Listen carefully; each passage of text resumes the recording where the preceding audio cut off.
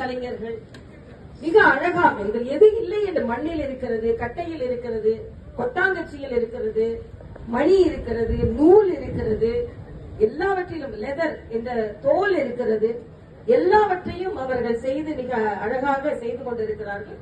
இவர்கள் ஏன் இதை செய்ய முடிகிறது என்றால் புதுவை அரசு அதற்கான ஒத்துழைப்பை கொடுத்துக் கொண்டிருக்கிறது.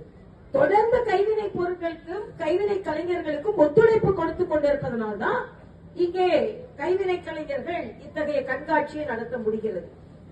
நான் ஏற்கனவே இந்த வேண்டுகோளை வைத்திருக்கிறேன்.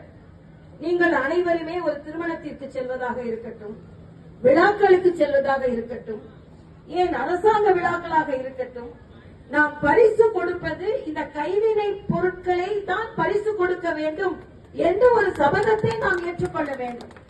பிளாஸ்டிக் எதையெல்லாமோ வாங்கி கொண்டு கொடுக்கணும், அது எங்க வைக்கிறதுன்னு தெரியாம கொஞ்ச நாள் தூக்கி போட்டு